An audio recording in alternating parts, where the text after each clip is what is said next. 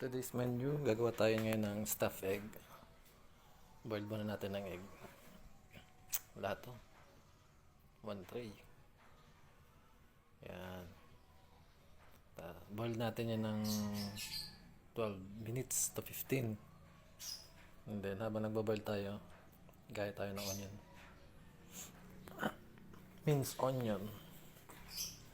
Para sa ating kasi ground pork ang gagamitin natin. Kasi kailangan mince yung onion natin.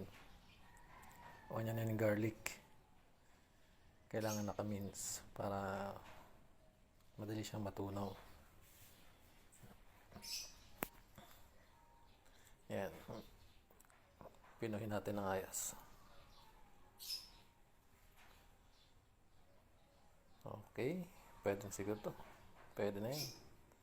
Okay na yan. Gisasatay na natin. Unahin natin ng onion. Kasi mas matagal siya maluto eh. And then garlic. Satay lang tayo. Hanggang sa maging golden brown. Then lagyan natin yung ground pork. Frozen pa yung ground pork ko dito. Hindi ko naalis sa freezer. Pagka ganyan, ang ginagawa ko, naglalagay ako ng water. Tapos pakukuluan. Tatakluban. Tapos hanggang sa mawala yung pagka-frozen. Yan. Pagka ganyan ha, pwede masusutay mo na yun ng ayos hanggang sa mag golden brown yung pork mo. Tapos, lagyan natin ng pepper, sugar, and then salt. Yan. Lagyan natin salt. Para habang ginigisa natin ang kumapit yung lasa sa ating pork. Sa ating ground pork. Yan. Stay natin. And then, tingnan natin. Oh, medyo okay na to. Brown na. Lagyan natin ng pasas.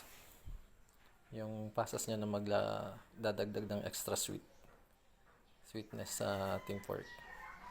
Tikman natin. Okay. Okay na. Then, hangoy natin para lumamig. Palamigin natin yan. Diyan natin imimix yung egg yolk. Okay na yung egg natin. Lagyan natin sa cold water. Para mas madaling balatan pag nakababad sa tubig. Tapos ang gamitin din natin itlog dito, kailangan yung mga nakastock na siya ng 2 days. Para madaling balatan yung egg. Pagka kasi ang egg bago, fresh, mahirap balatan, kapit yung balat. Yan yung egg yolk. Sama natin sa ground pork. Tapos mix natin siya. Mix lang sa ground pork na niluto natin. Yan. Pagka ganyan na yung texture niya, pwede na yan. Ilalagay natin ulit doon. Ilalagay ulit natin doon sa itlog na sa egg white, sa white ng egg. Tinanggalan natin ng egg yolk. Babalik ulit natin. Medyo matagal ang proseso nito ng pagluluto. Yan, babalik ulit lahat. Okay, tapos na. Sobra pa yung palaman natin. And then, kaganyan, magwiwis naman tayo ng egg. Separate tayo ng egg yolk sa egg white. Egg white lang yung gagamitin natin. Para dito. I-whip natin. Hindi kailangan marami yung gagamitin natin. Siguro mga 4 to 5 egg lang. Hanggang 5 eggs lang ang ginagamit ko dyan. Kailangan medium lang siya, medium stiff. Hindi kailangan sobrang stiff ng kasi hindi mo siya masasayang. Madaling tumigas pag hard stiff. Kailangan medium lang yan. Sasawsaw natin ng ganyan yung egg na pinalaman na natin. Tapos kailangan maingat. Medyo tamtaman lang yung init ng apoy. Hindi kailangan sobrang init. Kasi madali masunog. Okay. Tapos na. Ito na yung finished product natin. Nalagay na natin sa tray. Order yan.